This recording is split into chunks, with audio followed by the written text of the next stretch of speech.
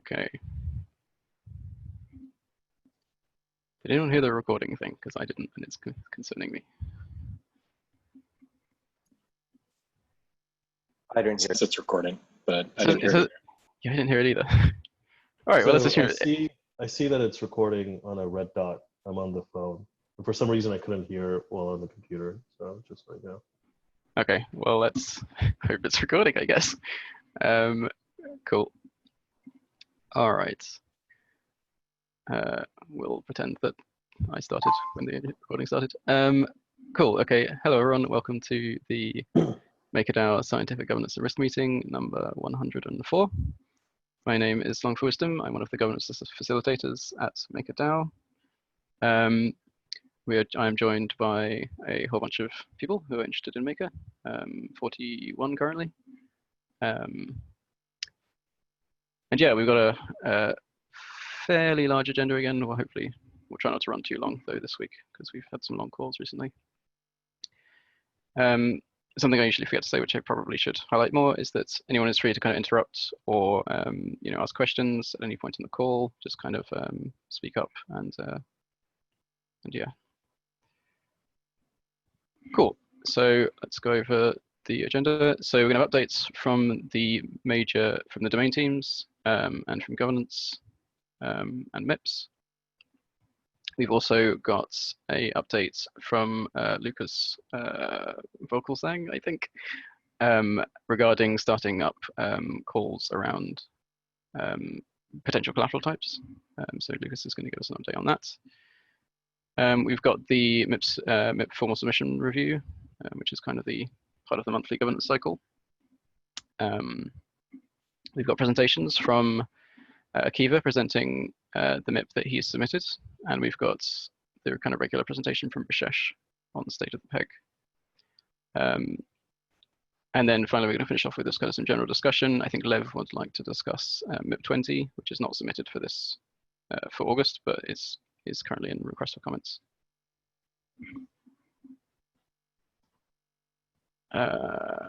Cyrus, could you do the waiting room, please? I can't focus on that. I'm talking. Sorry, my bad. No, it's all good. Cool. Okay, so we'll start off with governance at a glance. So we've had quite a few interesting posts, conversations this week on the forum. Specifically, I feel like real world assets have kind of been a theme this week. We've had kind of two really interesting posts. One from Matt Rabinowitz, I hope I'm pronouncing that correctly, talking about how MakerDAO can kind of expand into lending into the credit tenant lease marketplace. The post he's made does include an explanation of what that is, which is fortunate because I had no idea. So I'd encourage people to give that a read if they have a spare half an hour. It's quite a long post and has some quite meaty discussion around it. We also had some initial thoughts and questions from Greg from the Maker Foundation, discussing initial thoughts and questions about including real-world assets in the Maker protocol, which again, we've got some good discussion in there, some good sort of question answers going on. We also had a post from a user on the subreddits, which was cross-posted to the forum, discussing some ideas about how to bring the peg back in line while potentially still accruing value to the Maker token, which I thought was thought-provoking compared to some of the other ideas. So I'd encourage people to kind of read over that if they have a spare few minutes. Signal request wise, quite a lot of things going on. Kind of mentioned this last week, but it's still true this week. So I guess the main thing to kind of make people aware of is that Jaicut a few days ago posted a signal request for taking emergency action to raise the WBTC debt ceiling as a measure to try and help the DAI peg further. As most of you are aware, we're still slightly above peg, as we have been for the last few months. So that signal request met the consensus and participation requirements to satisfy me that it can be done as an emergency action. So that will be in the executive on Friday, along with the base rate change. I believe those are the only two things slated for this week's executive. But I encourage people to kind of vote on that thread and to discuss, like, even though debate on that thread, even though we've kind of already figured out what's happening and kind of discuss there. I think the only new signal request we had, which actually last week, but after the call, was whether we should change the risk premiums for various collateral types. Because we've reduced the base rate to -4%, we're kind of at a point where we can change risk premiums for assets without directly affecting the stability fee, which is quite nice. And it's kind of a good opportunity to change them without messing around with the peg or affecting anything concretely. So that's kind of a good way to set ourselves up for something in the future. To clarify yes, what the point of setting the risk premiums is, even though the stability fee wouldn't change, I think the idea is that in the future, when rates do start to go back up, a simple base rate adjustment would be equally. We won't have to go back and change individual assets. Just the base rate adjustment should be sufficient, right? Yeah, I think that's the hope. Yeah, just to kind of set them as to sensible like values, so that when we're in a position where we can raise the base rates, everything kind of works out nicely and with risk adjusted values, I guess. Cool. So I'll just briefly go across the next few. There are 3 signal requests which are on-chain. We'll be going on-chain on Monday. This includes increasing the system surplus threshold, increasing the dust amount, and adjusting the BAT risk premium or the BAT-A risk premium. So just a heads up to look out for those on Monday. A couple of others have passed to do with increasing the ETH-A risk premium and potentially adding an ETH-B vault. Both of those passed, but they kind of depend on the kind of winning options were to kind of leave this in the hands of the risk team. Sorry, if you have anything to say around that, feel free. Yep. But don't feel pressured. Yeah. We saw the forum polls on the ETH-A risk premium and the ETH-B collateral type as well. Spoke with the team yesterday about it, and we're gonna get on it. So yeah, just stay tuned. Right. Thank you very much. And then the final thing to note is that the signal request to asking whether we should add Maker as a collateral failed to pass. People tended to vote against that. All right, so that was rather a longer glance than usual, for which I apologize. All right, let's do domain updates quickly. So smart contracts, anything you guys have to talk about this week? I don't think there's anything too interesting, unless anybody thinks of anything. We're still talking to the TrueUSD team, and we'll have more updates soon on that. Other than that, there's nothing urgent. Okay, thanks. Oracles, Nick, anything you want to say? We have a polling vote coming up on Monday for potentially adding MyCrypto as a light feed. And if you want to review that proposal, you can view it on the Maker forum. The other thing is next week I'm going to be submitting a few other Oracle-related proposals. One of them being a change for quorum. We've been adding light feeds pretty consistently the past few months, right? So we have a lot more, but we haven't ever really changed the quorum since we started. So I think we can safely raise that now and kind of boost the security a little bit.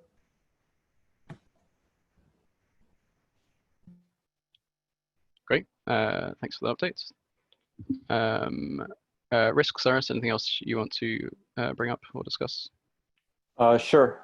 We submitted MIP 12 for loopring the LRC token yesterday onto the forums.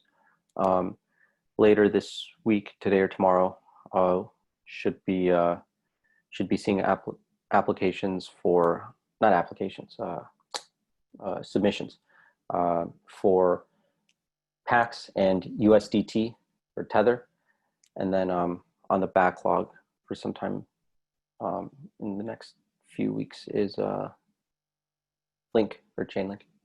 So that's just kind of a mini update on collateral evaluations from us.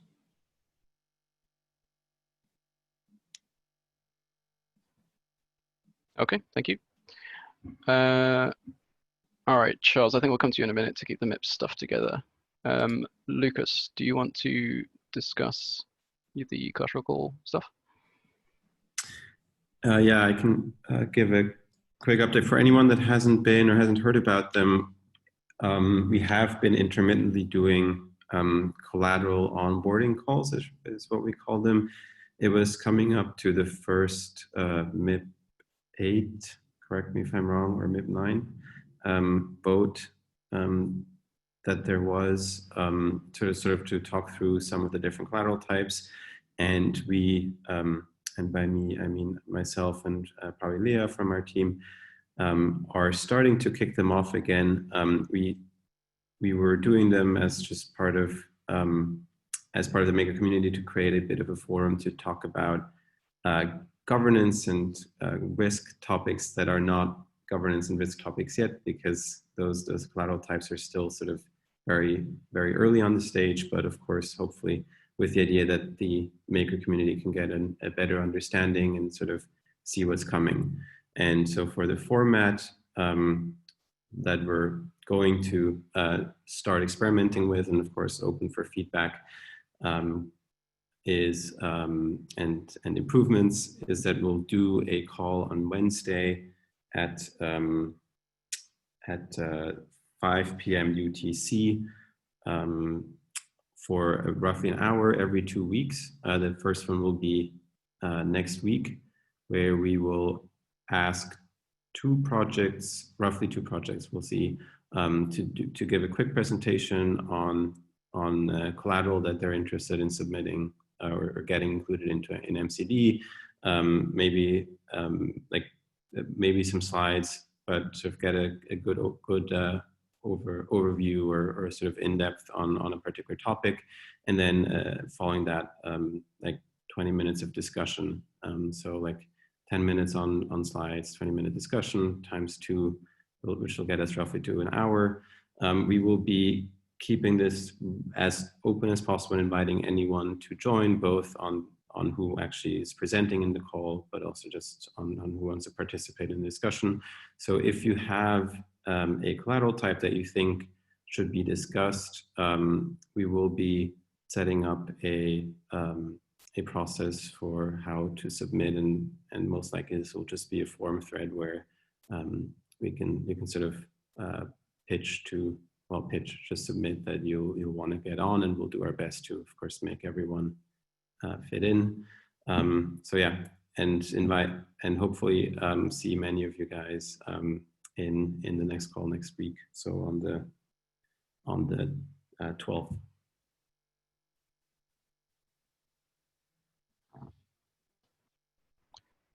Great, thank you for that, Lucas. Yeah, I just kind of like to add on to that as well. I think having some sort of collateral focused call is going to become almost a requirement as we kind of continue. Not to say that everyone always needs to show up to it, right? Like, feel free to pick and choose the things you're interested in. But we're kind of getting to the point where so many different types of collateral are kind of getting submitted that it's kind of very easy to just kind of not dismiss them, but to kind of miss the point in some cases of the collateral type and how it could potentially be useful. And I think these calls will hopefully help the community get a better understanding of some of the kind of more, I guess, exotic like applicants or assets. Didn't we already have a collateral onboarding call? Yes, so Lucas ran a few previously, as he said, intermittently. Yeah, so we've done this in a less formal way, and we have had a bit of a break. I think it was almost a 2-month break. So yeah, we're just kicking them off again with the new wave of MIP6 applications and just all of the activity. I think it's a good thing to start having them again. So yeah, it'll be very similar.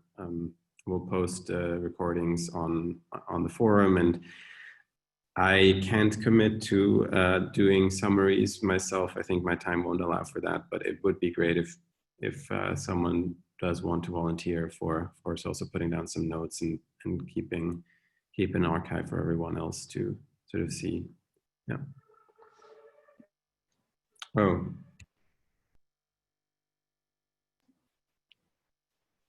Yeah, so Juan just said in the chat that he would do summaries, which was very nice of him. Cool, yeah, so like I said, hoping that will be useful and it will be sort of more formal and consistent going forwards. So yeah. All right, I think if there's no immediate questions for that, we'll move on to MIPs. Charles, have you got your weekly MIPs update? Yeah. Can I share my screen? Yes, one moment.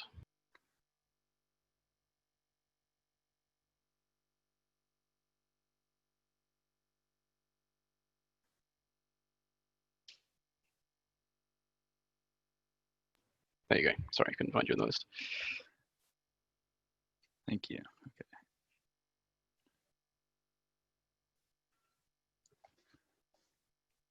All right, so the weekly MIPS update. It's not too long this week, so I'm just going to jump right into it. On Monday, August's governance cycle officially began, and there were no polls or votes scheduled this week related to MIPS. The formal submission period began on Monday and ended yesterday, which is when MIPS and sub-proposals in the RFC phase are proposed formally to enter the governance cycle. We saw 3 come in this month, and they're all sub-proposals. So the first one is the core personal offboarding of Rich Brown. The second is the declaration of intent for forward guidance, which Akiva will speak to later on this call. And the last one is the Loopring collateral onboarding application, including all the work requirements from the risk, smart contracts, and Oracle's team. And today, Long for Wisdom will do the submission review to determine if these proposals can indeed be put forward for inclusion polls on next Monday, the 10th of August. So next week, we'll see the inclusion polls go out and the review period. So on Monday, we'll have, if the 3 proposals are indeed confirmed to proceed, we'll have them go up in inclusion polls from Monday up until the Thursday, August 13th at noon, right before the governance call. And then Long for Wisdom will again perform the inclusion poll review to determine the results of those inclusion polls to see if they pass the threshold or not. And if so, they'll be bundled into the governance poll the following Monday. In terms of collateral onboarding, we had Mana officially onboarded to the Maker protocol last Tuesday. And the community greenlight polls ended this Monday with the results of, I think, 8 of them passing the community greenlight poll. Do note that that does not mean they can't continue on to the collateral onboarding process. It's simply just the best way for domain teams to gauge sentiment with respect to the community on what they think are great applicants for collateral types to be added to the protocol. This month's collateral onboarding, as I mentioned in the previous slide, we're going to see Loopring go through the monthly cycle, and potentially we'll see USDT and Pax USD go through the weekly cycle once the risk evaluations have been published. I just wanted to cover a bit about the MIP17 working group that we held a call last week for. There was a forum post put up with a summary of the results on what needs to be addressed for in order to prepare it for our resubmission. So Planet X and myself have been working on the proposal, and we'll hopefully run another call once the proposal has addressed all the issues that were discussed on that call and summarized in the forum post. Basically, it breaks down to really highlighting the motivation behind why this debt ceiling adjustment process is needed, also reducing the uncertainty around the debt ceiling, when the debt ceiling will be increased beyond its current maximum, and lastly, just adding a clear and concise mechanism to help increase the debt ceilings. So that sums up my MIPS review this week, and I believe Long can go ahead and do the submission review for the 3 MIPs that were proposed. Yep, thank you, Charles. I will do that now. So yeah, the formal submission review is just a chance for, I guess, me, the sort of governance facilitators, to say, again, which MIPs have been formally submitted, whether they're going to continue to inclusion polls. As Charles said, there have been 3 sub-proposals submitted. 1 to offboard Rich Brown as governance facilitator, so I created this. To be clear, this is more of a formality, just to kind of officially remove Rich from his position in terms of the MIPs and like the DAO as opposed to the foundation. I would suggest everyone kind of votes in favor of this, even if you like Rich, because it's kind of just a proposal to reflect the reality of the situation rather than something that's actually, like if we vote not to offboard Rich, then it's not really going to change anything. It's just going to mean that someone technically has permissions to do things when they really shouldn't do. So yeah, mostly a formality. The other two, as Charles mentioned, one is the LRC collateral onboarding sub-proposal, and one is Akiva's MIP 13 C2 sub-proposal, I think is C3 sub-proposal, which is a declaration of intent dealing with forward guidance. All three of these submissions seem fine to me, and we'll continue to the inclusion polls next week, which I think wraps up my responsibilities in terms of submission review. Cool. So Akiva's kind of kindly volunteered to give a brief presentation about his declaration of intent. Akiva, are you good to go? Yeah, I'm here. So I'll make you a co-host, so you should be able to share your screen.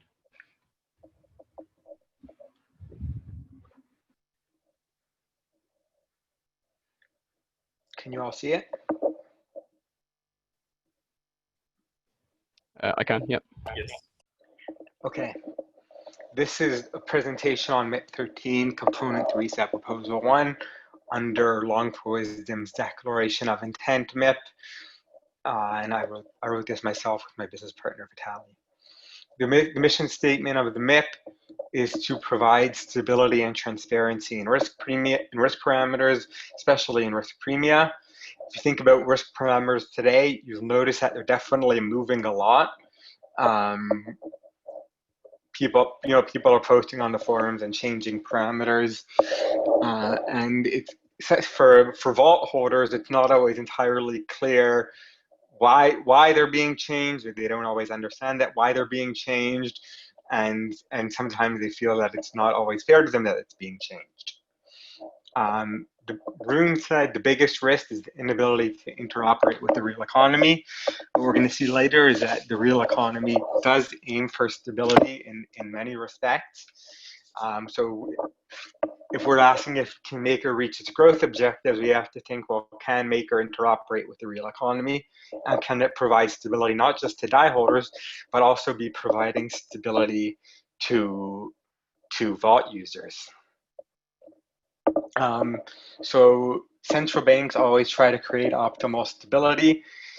Sometimes there are unstable reference rates like LIBOR, but those can also be hedged in a variety of ways. And I think if Maker is trying to act like a central bank, Maker should also try to optimize for stability. That's why we're creating the Vault Holder Advocacy Group, and I want to specify this is a sell-side initiative.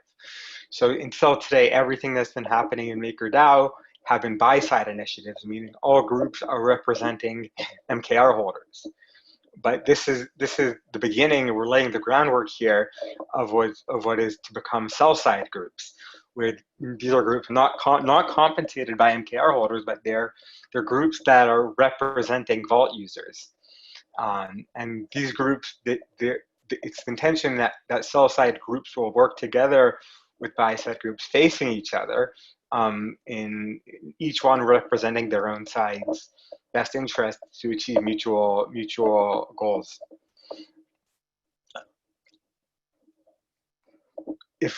When we think about what the factors are that can change risk parameters, this goes back to Stephen Becker's series on governance and risk. If you go, you can see those on YouTube. There's endogenous, exogenous, and subcategory within exogenous is system related.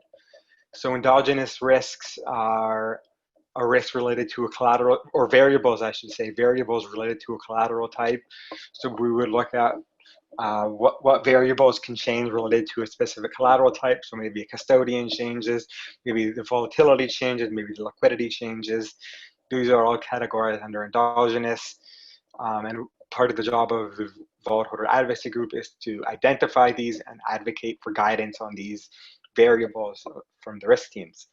The next is exogenous, which is in the broader market. So if you look at what's happening in other markets, we can maybe make inference of related risks from other things happening in the market and how that relates to the collateral types in a collateral portfolio.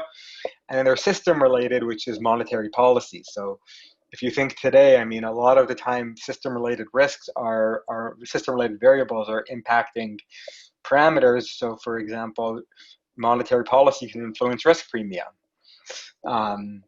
Now, one of the goals is just like we introduced a separation of concerns where risk parameters should be considered separate from monetary policy.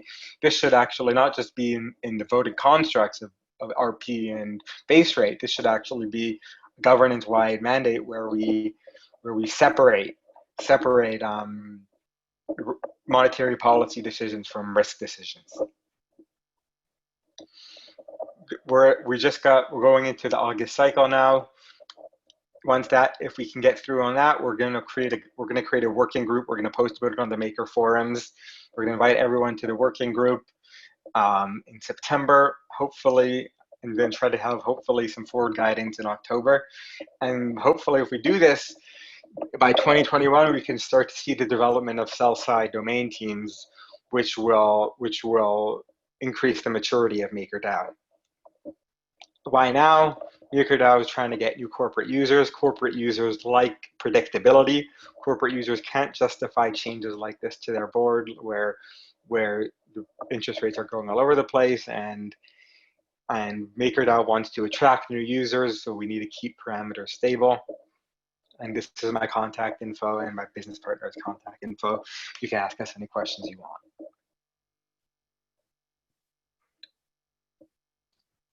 Great, thank you very much for that, Akiva. Could I just ask for some more clarity about how the declaration of intent fits in with this? Yeah. Could you kind of just explain what the declaration of intent kind of says, like kind of what it's essentially, if I understand correctly, it's the, I guess, creation of this group and kind of an intention to like take into account the group's results when it comes back with suggestions. Yeah, that's 100. That's exactly it. We just want to know that MakerDAO is going to take the results of the working group seriously. Yeah, we want to know that we can have some influence in bringing stability to vault users. Awesome. All right. Does anybody have any questions or comments? I see a couple of people in the side chat who seem pleased with the presentation. If you guys want to say anything for the recording. Hi, sorry. So yes, I have a question at Susagi. This is my first call, but I have questions around the peg. Like, why has it been persistently above $1? I'm sure there's a lot of background knowledge that I've missed out on these calls, but any explanation? Cool. Okay. I think we may come back to that question in a little bit, Nasagi, if that's okay. Sure. We have a presentation from Vishesh shortly. That he tends to give an overview of the state of the peg currently, and that's normally a great time to discuss that. Thank you. Cool. So I guess before we move on to that, does anyone have any questions relating to Akiva's presentation specifically?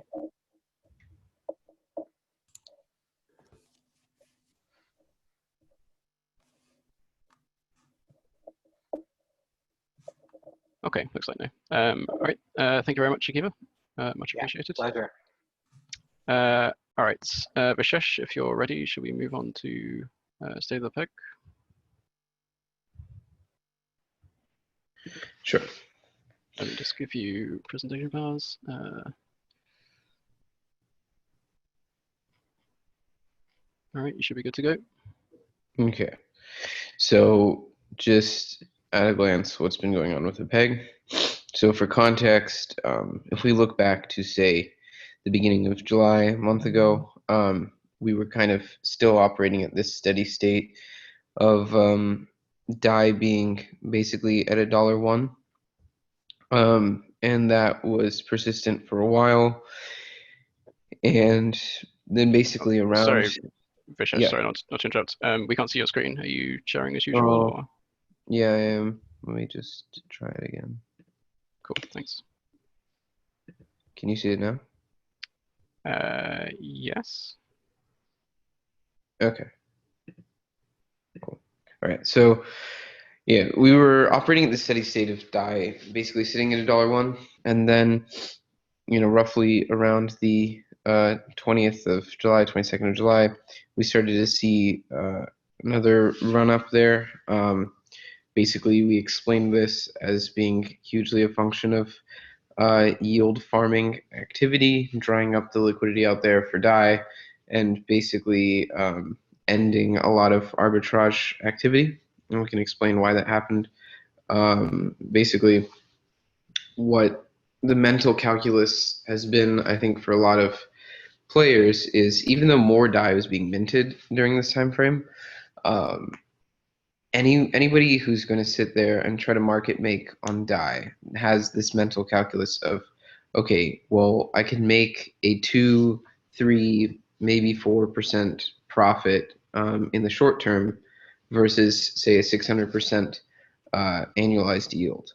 And if you think about a 600% annualized yield, well, now you're roughly talking 1 to 2% per day, which means in just a couple days of doing this, you can make back the money that you would have made otherwise by arbing the peg with theoretically less risk. I mean, it's different kinds of risk. Obviously you're taking on smart contract risk of new activities that have not necessarily been audited and all of that. But then you're also theoretically not holding the bag on some DAI debt. So it's a differential type of risk, and theoretically a yield that is just as, if not more, attractive. And so you can see why there's very little arbitrage activity during those time frames, and also a lot of the liquidity of DAI drying up and basically getting dumped onto these yield farming platforms. And then you see this dip back in the DAI peg. That's coinciding with the ending of a pretty major yield opportunity with the first sort of Wi-Fi farming pools, and then we saw it running back up again. Hard to say whether this was coinciding with increased yields on Compound versus also forks of the Wi-Fi farming pool popping up. But the point is that there's increased yield opportunities during this time frame as well. And then we saw, basically around this time frame, there's like 40 to 60 million DAI sitting in this the fork of Wi-Fi. It's balancer pool, and then that dried up as well, and the peg came back down. So we're starting to see these trends of spikes in DAI price coinciding with crazy yield opportunities existing, and then it makes a lot of sense when you just think about it. And then as these yield farming opportunities dry up, and you see the volumes shifting back to some of the more stable or slightly longer term yield opportunities like Compound, which again, there's a discussion around whether that is actually a long-term yield opportunity, but certainly longer term than some of these fixed time frame Wi-Fi type farming opportunities. And when those go away, the peg sort of seems to resume its steady state of sitting a bit above $1, around $1.01. So there's a question that was asked earlier, is like, why is that the case? There's a lot of common sense reasoning as to why DAI has been sitting above $1, and it just kind of goes back to, if you have $1, $1 US, and you're able to get access to 1 USDC or 1 DAI, which one are you more likely to try to hold? Or rather, if you had 1 USDC, are you going to swap it for 1 DAI and hold on to that DAI and potentially use it for farming, for supplying to platforms to get yield, etc.? And the answer is, for a lot of people, yes. And not only that, but at $1.50, $1.01, like, they'll still buy it.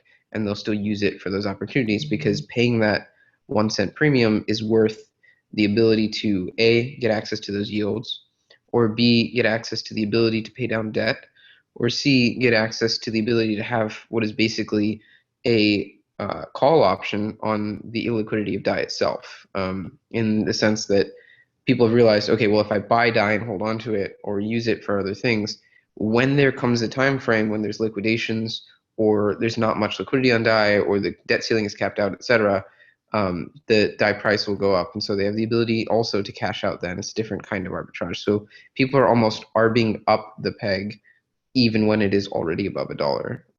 And so you have a lot of these different reasons why people are putting a premium on DAI. And at its core, DAI is a comparatively scarce asset to something like USDC. And it is a very heavily used asset. It's basically a staple in DeFi. And that, when you sort of put 2 and 2 together, all right, well, limited supply, high demand, makes sense that the asset carries a premium. But also the fact that this asset is implicitly, giving access to all of these passive yield opportunities, simply from the virtue of the fact that you hold it. So a lot of these reasons makes a hell of a lot of sense why people are mentally putting a premium on DAI. And so there's a broader conversation there outside of just, oh, what stability fee am I creating? Which, and I can talk a little bit about the history of stability fee, but basically that's not what is controlling the long-term premium on DAI. The long-term premium on DAI has to do with the fundamental nature of how the asset works, how it's used, and whether we're talking about a 300 million supply or a 400 million supply, etc. Even still, the order of magnitude that we're talking about is what I'm talking about in terms of limited supply. It's not about the fact that it's 200 million versus 300 million versus 400 million. It's about the fact that we're talking about hundreds of millions versus billions. And that scale, I think, lends itself to some of the well, if you think about it, the liquidity of DAI on the open market is partially a function of just what the overall supply is compared to the amount of transaction volume. And so that fundamental ratio is, I think, leading to the ability for DAI to run up, rather quickly when it's stressed, or when it's being very heavily used in a short time frame. And so we've kind of known this for a long time, that DAI is a comparatively illiquid asset, and that was a problem that was being dealt with way back when, in terms of when DAI was below the peg, you had the ability to arbitrage it pretty effectively, and then we just sort of had to get people to see that the arbitrage cycle for DAI works, and that DAI can be returned to peg. And after that time frame, DAI really never had that problem again. And then we sort of, in the beginning part of this year, started to run into this flip side problem where, okay, DAI has so many uses, and DAI has access to so many different types of passive interest or yield, that it keeps kind of this elevated price. And in the past, we saw ETH price as being one of the biggest bullies or drivers of what was happening with DAI price, because there was this very simple cycle that was occurring where, when ETH price was going up and when people were bullish on ETH, they would use DAI as a mechanism to gain leverage on ETH, as that was the best yield opportunity that existed to them. And so they would end up selling DAI in the process, and DAI price would go down basically as people became more bullish on ETH. And then if there was a bunch of liquidations or ETH price suddenly fell, you would see kind of this liquidity crunch on DAI, and the price come back up. And so in the past, it was primarily ETH that was driving DAI price. It's very interesting now to see that all of these sort of supply sinks or demand generators, however you want to look at them, as being more prominent drivers of what's happening to the DAI price. It's a different model. It's been a bit of a shift in how dye is used. And there's definitely a broader conversation there for the community in terms of how is dye used, how do you want dye to be used, and what about dye, and what monetary policies, et cetera, what are the things that you're creating that influence how it's used and how profitable it is to be used for different types of opportunities. Because right now, dye is kind of in this point where it's very cheap to mint.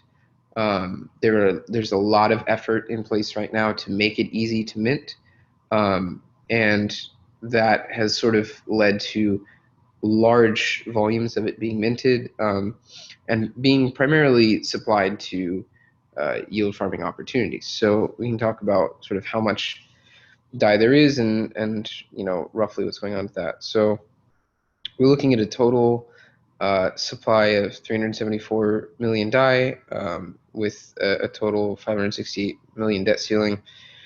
So dye from ETH, about 280 million, not capped out. Dye from BAT, 2.5, 2.6 million, not capped out.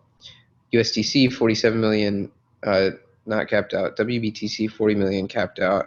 And then smaller amounts from USDCB, none from TUSD, KNC, 0x, and Mana, also smaller amounts.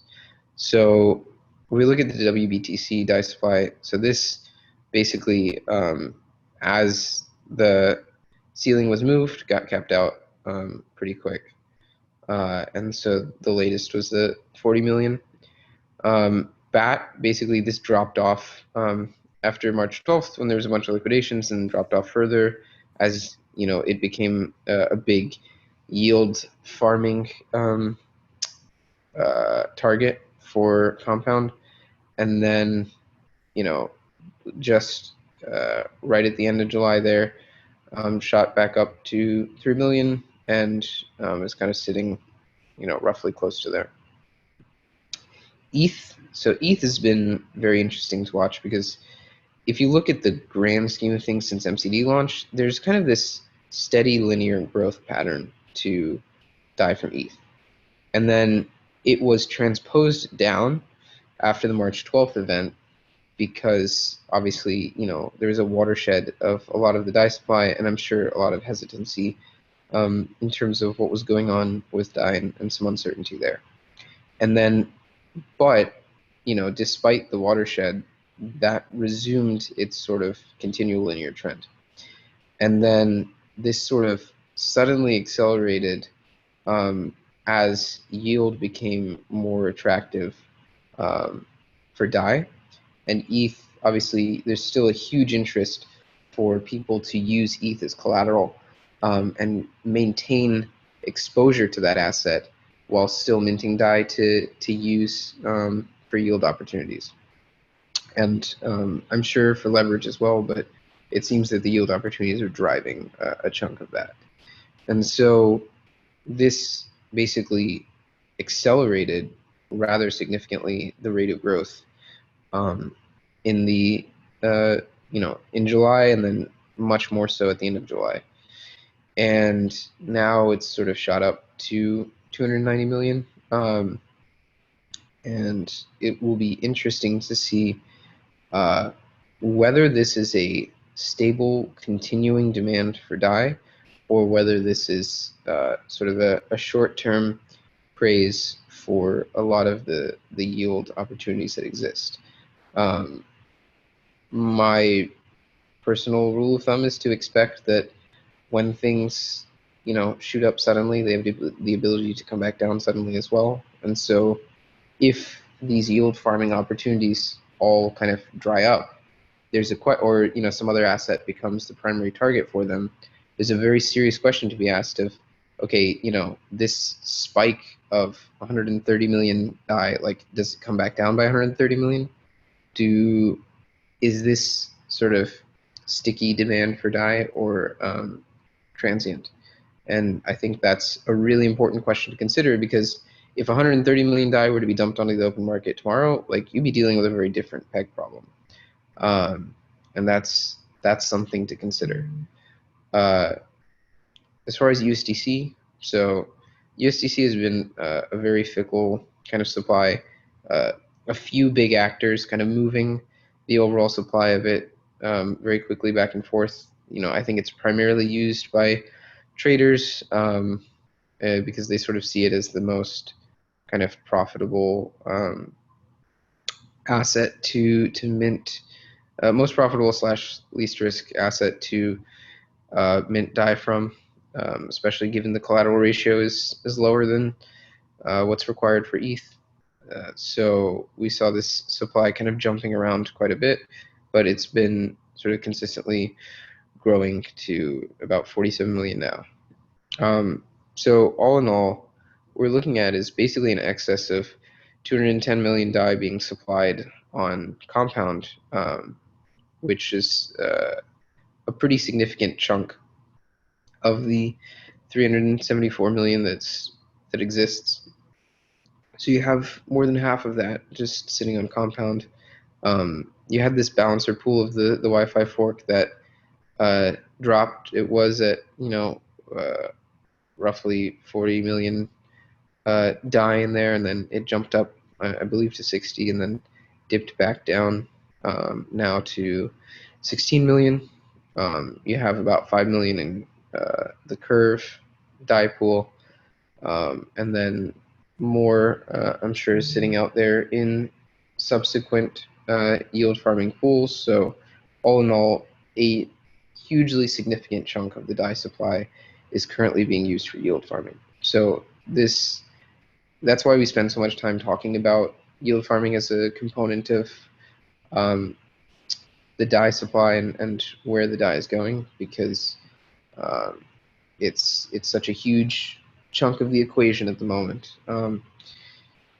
And there's obviously topics to be discussed there as to whether that's a good thing, whether that's a bad thing, and what impact that has on not just the DAI peg long term, but also the DAI itself, the overall supply of it, and how it's used in terms of whether that's taking away liquidity from other potential use cases, and in terms of whether that is, well, not whether it is definitionally increasing risk.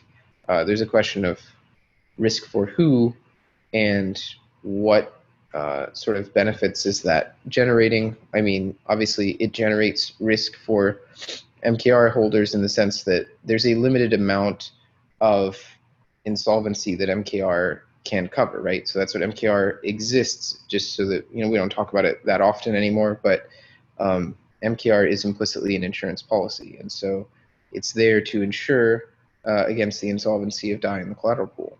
So as the DAI supply continues to grow, the risk that insurance policy is underwriting continues to grow. And kind of ironically, in that same time frame, the premium that insurance policy is generating has dropped to basically zero. So that's something to consider, is how much can you underwrite that risk continuing to grow. And there's a conversation, I think, around the peg in terms of, well, okay, are these monetary policy tools really what's doing, moving the peg at all? Or is the peg sort of moving of its own accord according to external factors? And I would say it's much more so the latter, because if you really think about it, the stability fee it's a fee over time, and it's, in comparative percentage terms, very, very small. Even if, there was a higher stability fee being exacted, say, on the ETH collateral portfolio, it's not a very large fee compared to the yields or risks that those DAI holders are taking on when they use that DAI in the first place, at least based on what currently exists. So in the grand scheme of things, I would not expect that stability fee is significantly impacting how DAI is used. And I think that's a conversation, is it the right tool being used for the right job right now, or is there a conversation that needs to be had around what other potential mechanisms can you put in place to better arb or control the peg and keep it stable? I mean, the simple answer is if you look at during these time frames, the amount of DAI that was sitting on order books above $1, that's basically a proxy for how much market making you would have had to undertake in order to arb the peg back down to $1. And theoretically, there is some amount of money that exists where you could just take it, mint that much DAI, sell it, arb the peg back down, purchase that DAI back afterwards, and then prepare yourself for the next swing and basically just continually maintain this sort of large-scale market making. The problem is just that has been less profitable compared to other things that can be done with that capital still on the DAI portfolio. And so that profitability is at its core what's kind of making it difficult for the peg to retain stability at the moment, I think. And then obviously you want to bifurcate that discussion from the discussion of, okay, well, this 1 cent premium that's kind of persistent over time, what to do about that, why that exists, do we understand why that exists, and if there are things that can be done about it. So, by no stretch is this a simple conversation. There's a lot going on here, but I think, the first and most important step is just to make sure that we're asking the right questions. Okay, I'm gonna stop there. And if there are specific questions, I'm happy to double click on things. Yeah, so I have a question on the point. So assuming if you some hack, a lot of the DAI that's being used in these new farming protocols becomes inaccessible. I guess the two big risks would be the ether price being high enough to sufficiently recover the debt in an auction, and the MKR price being high enough. Oh, sorry, can you hear me clearly? It's a little tough, but I think I got the question. Basically, you're asking if there's a hack on one of these platforms, like, is the MKR cap high enough to cover that risk? Exactly, yes. Again, yeah, so very complex question there, and we can sort of touch on what are the complexities involved. So, I'm not going to pretend to sit here and give you a simple yes or no answer, but if you think about it, right, so say 210 million excess DAI supplied on Compound. Mm-hmm. If there was some critical failure in Compound and all of that 210 million was at risk and insolvent, like, okay, that's, say,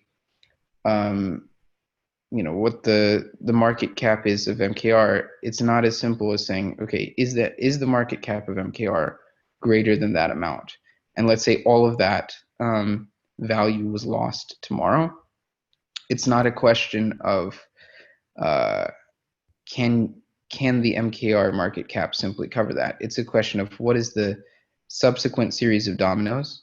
How much of a hit would the MKR price take if an event like that occurred? If there was a large mass liquidation event, is there first some impermanent loss to the MKR price? And we had seen this before, where when the DeFi community knows that MKR is going to take a hit in terms of losses, there is some injury to the MKR price, and we saw a lot of this occurring before, and when we had to have those secondary auctions for MKR, etc.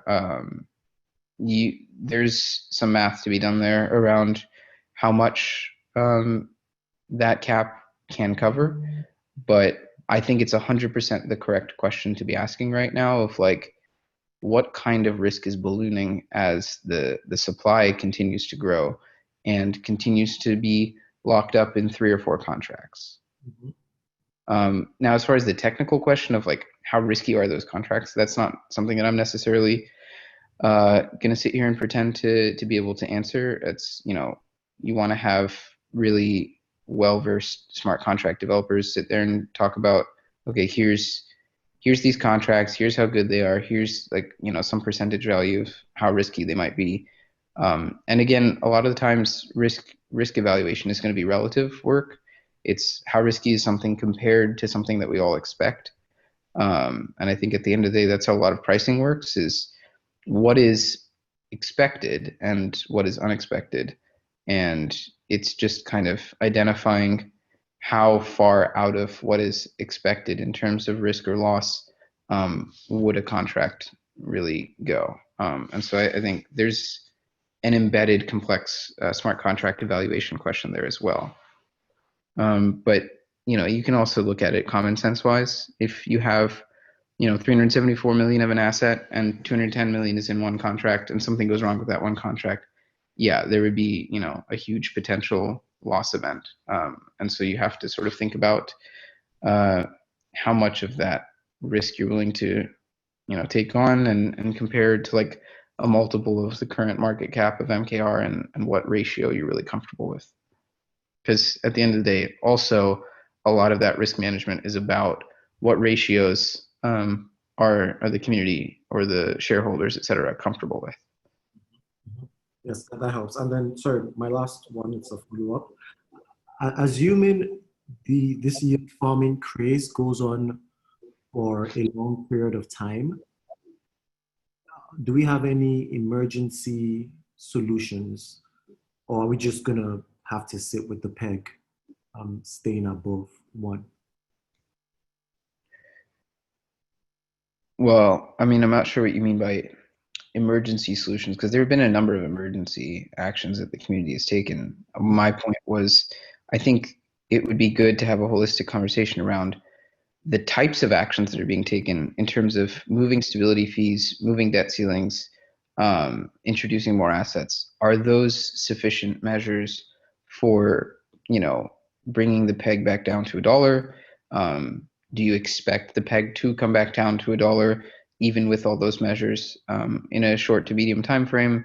Is this like the long-term aspect of how DAI works now, or are there other measures that you need to put in place to help bring that down? I'm not sure it's necessarily appropriate to call those emergency actions, and that's a conversation for the community to be had. So I just want to call out that assumption, but it very well could be. It's kind of a community call on that. But yeah, sorry, I left up. I was just going to kind of interrupt there and sort of kind of try and prompt, I guess, others to kind of share some of their questions as well. If you don't mind, sort of cutting the answer short a little bit, Rajesh. Yeah. Do we have other questions? Yeah, there's been some chat in the sidebar, which I'd kind of like to get kind of more visible. Does anybody who's been talking there kind of want to share what they were discussing? Yeah. In fact, if you want to take it back. Sure, I'll take posts. Yep. Greg, you had what I thought was a good point. Yeah, sure, I can talk about that. So the point I was trying to make is that right now it feels like we're very reactionary, when I think that we would be doing ourselves a service to be more proactive. What I mean by that is, if we were to, everybody's uncomfortable with raising debt ceilings beyond what, at a very rapid pace, and sometimes for good reason, but they're especially uncomfortable with it because we're not, like the chess player now, we're not getting compensated for this with stability fees. But I think that a potential solution is to make ourselves more uncomfortable temporarily to solve the problem almost permanently. And what I mean by that is, you would raise, let's say, the USDC debt ceiling quite high and incentivize people to use that facility. And then that would flood the market with DAI in the short term. Now, as we've seen via this yield farming craze, the demand is not instant. The demand's been growing almost linearly with time, as far as I can tell, where new entrants into the market want the yield, and then the DAI demand goes up incrementally. If we were to give the market a lot of DAI very fast, I think the peg would go below $1. And once the peg's below $1, now you can put stability fees up, and you can manage further supply demand proactively, where then I believe that we could grow the supply with a positive stability fee. Basically, in my opinion, it just raises the baseline by putting us at a new normal. I hope that makes sense. So I had a clarifying question with your suggestion. So in theory, yes, flooding the market with DAI supply theoretically achieves your goals. But how do you sort of intend to proactively get a bunch of DAI to be floated onto the market? Because right now you're not even maxing out all your debt ceilings that have been raised. If you're asking me personally, my idea would be to keep USDCA at like a 101% CR, and then make a non-binding commitment to keep the stability fee at 0 for the foreseeable future until it's maxed out.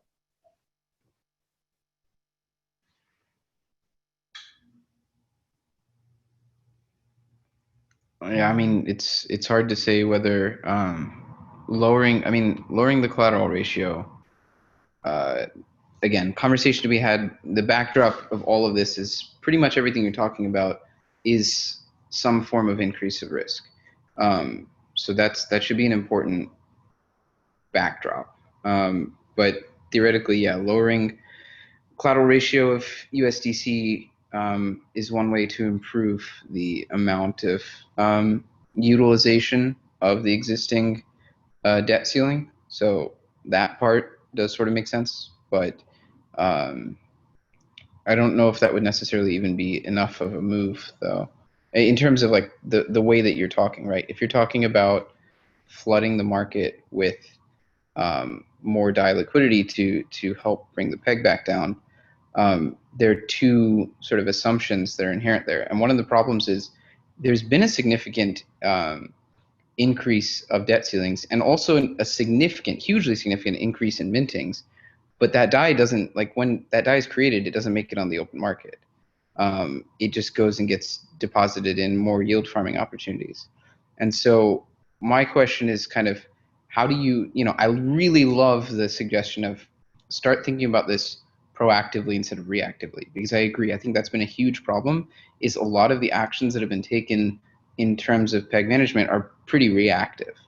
And so there's a question there of how do you proactively catalyze more market making activity?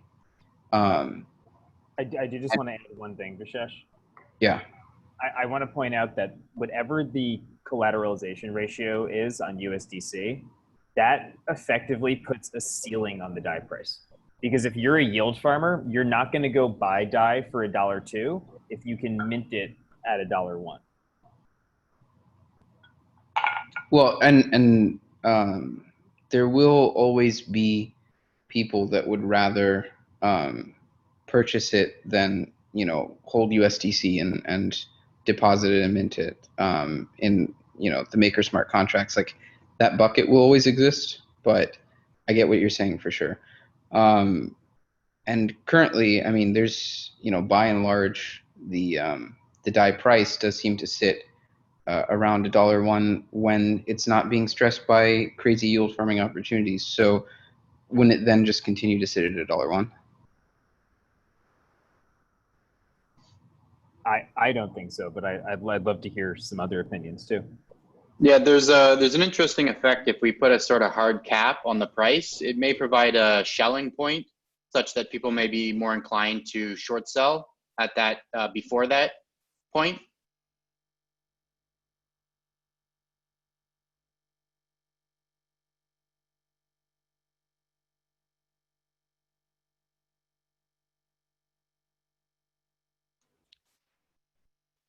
So I know Chris and Brian in the side chat had some good points.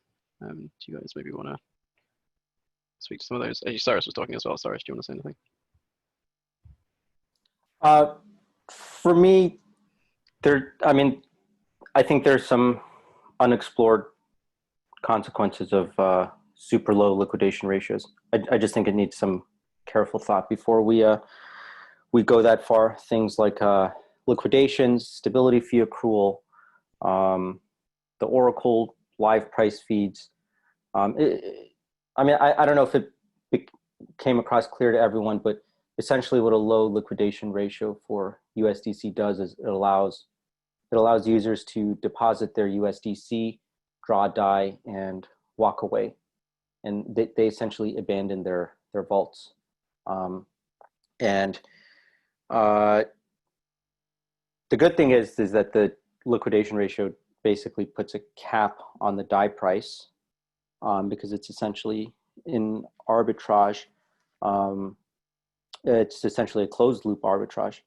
But then the downside is that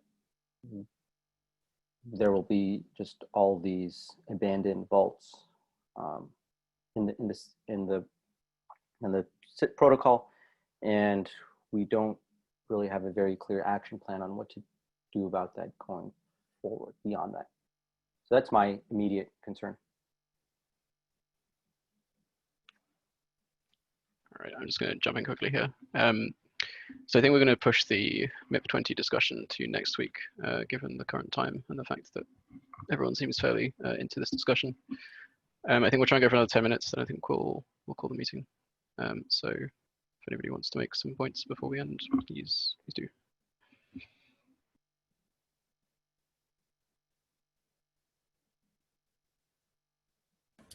Vishesh, I feel that you were about to perhaps give us some insights into what you feel would be proactive peg management.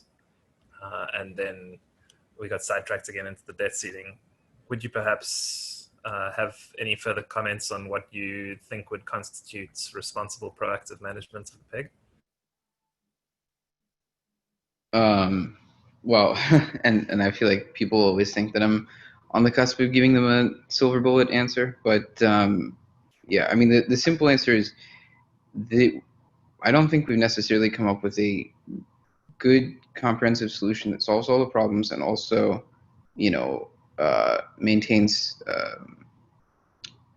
say, really good risk management. And that's because a lot of the problems that we're talking about a lot of the solutions that we're talking about to these problems inherently are an increase of risk in exchange for an attempt to solve a problem. And so that's a mental calculus that the community is going to have to do in terms of a level of comfortability. As far as proactive peg management, I mean, the point there is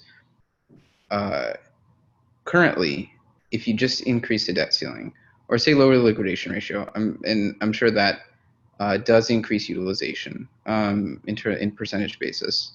But let's say you've done that, right? And let's say it hasn't solved the peg problem.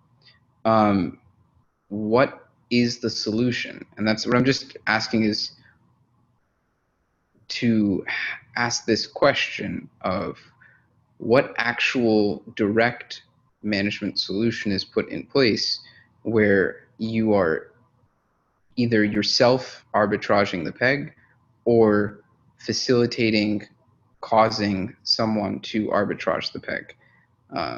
Because right now the core problem is nobody wants to mint DAI and sell it at $1 because A, there's far more profitable things they can be doing with their capital, or B, they're then in turn concerned that they're going to be sitting holding that bag for a while before the peg returns back to or below $1. And that's the fundamental problem. And I'm just asking, I see a lot of indirect suggestions for solutions, but what are the more proactive and direct solutions to that question? So I'm not necessarily giving you the answer there. I'm just trying to make sure we're asking the right question.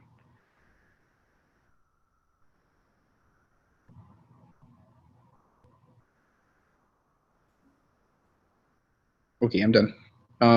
So I'm happy to answer anything further, or don't want to dominate LFW's time there. So we don't reliably return back to the one-to-one parity at all. I think we did it only once during crop rotations after YFI. And I think it would make sense if we did that more often. We don't. So I think the second point you just said, Vishesh, about holding bags for however long is probably one of the big things. People don't really know when we'll be back at parity or even below parity.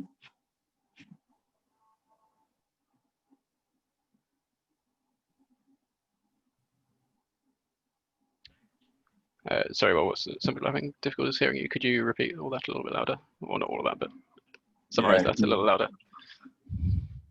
Yeah, you can't arb the peg if you don't know when it will be back to parity. So Chris Mooney summarizes it nicely. It's like we do go back to it eventually. I mean, we went to it, I think, last week after all of the YFI yield farming was over, but we didn't stay there for very long. We went back up. So I think if, people were going to go draw, if they're going to mint die, or if they're going to arb the peg back down, they basically have to have their whatever collateral sitting in a vault until it's arbed. And then people will just maybe sitting on that collateral with risk for however long until we go back down to peg. So Brian brings up this question in the chat where, and this is a very legitimate question, I think. Is, $1 sort of the current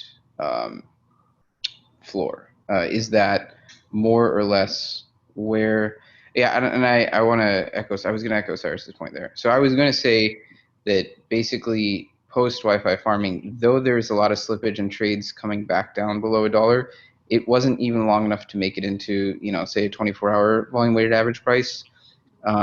So, that average price did not, hit parity, though individual trades did. And that's an important point to consider. Now, as far as Brian's question, like, there's been a lot of discussion, like, okay, well, is $1 kind of the current steady state, and like, how hard are you trying to push it back down to $1? But there's a counter to that question, which is the way the system is defined. The peg is $1, and so if there is a disconnect between the way the peg is defined in the system and what the peg is realistically on the market, what does that do for sort of confidence in the system? And so those are kind of the two things to consider: is how hard are you going to push yourself to try to squeeze the peg from $1 to $1, versus what is kind of the narrative disconnect there between a steady state at $1 and a system definition of $1. And it potentially, yeah, sorry, go on.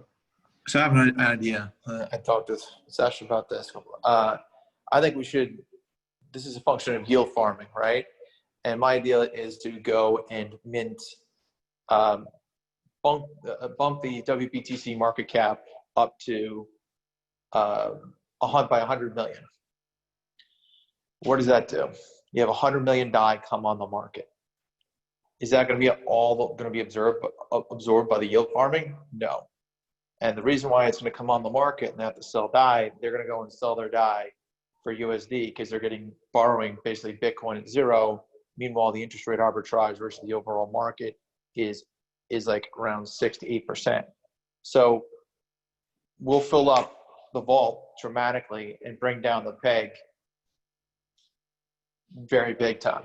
That may not be 100 million. We can vote on it as governance committee, but I think that as big MKR holders, but I think that we can bring down the peg pretty fast. So just to reiterate a point I made earlier, there is currently a signal request to increase the debt ceiling for WBTC, and it's looking like it will go in on Friday. The exact amount is still kind of up for debate. I think 80 million is willing. I think 80 million was the maximum on that signal. If anybody does want to go and vote, the link is there in the chat.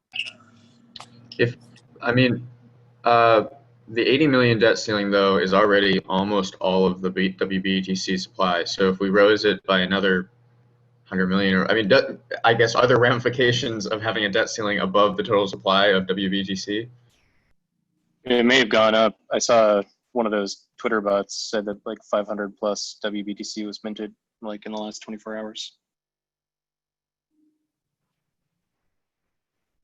Yeah, one point is that the total cap of WBTC can expand fairly easily, I think. But still, no one's arming the peg. And I'll concede that we never did touch the peg. I think the short time frame which it was at parity was brief and fleeting. But it's been 4 months now, 4.5 months since we've even been able to maintain a peg for just a reasonable period of time. So no one's going to even bother to arm the peg. Is my argument. Yeah, I'm seeing the WBTC at 200 million. Not sure where you're getting your number from. I think I was looking at DAI stats. I don't know if that's updated like how often that's updated, but.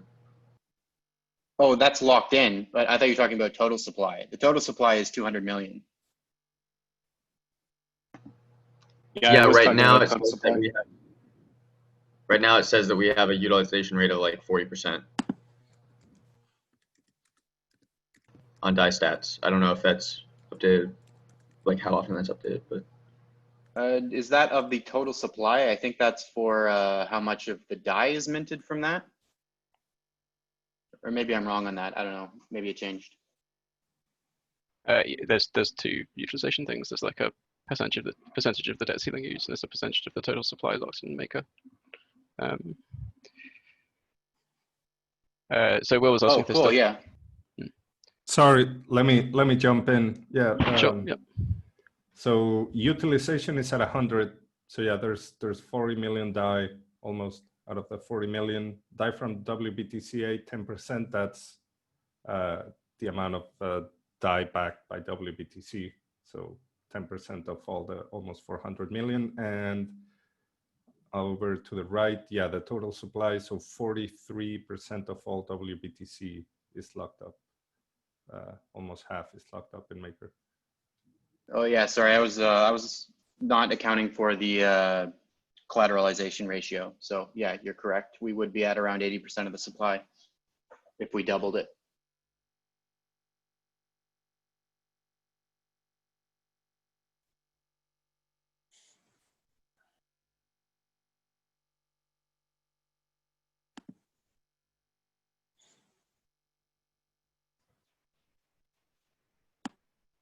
It seems like you may have come to an ending point there. Which I think is good. Well, you said you had a question. If it's a if it's a 5-minute answer question, then we can have it. But otherwise, I'd like to push it. I think I actually might take longer than that. So probably okay, sure. The other risk discussions. Yeah, it was more like to Vishesh, but yeah, I'll leave that for next. Yeah, I mean, I would encourage people to ask questions that are kind of longer form on the forum. And just in general, people to kind of discuss these things on the forum specifically as well. And I think it's one that requires that kind of like deep thought rather than just like a snap answer. So yeah, no worries. Thanks. Yeah, I mean, we've had like a couple of kind of suggestions on the call, like kind of today. So, and I kind of love to see like more of those pop up on the forum as either as signals or as discussion threads. Cool, but yeah, I think we will leave it there for today. So thank you everyone for coming. Hopefully I'll see you all next week. And yeah, so have a good evening and day to all. Thanks. Bye.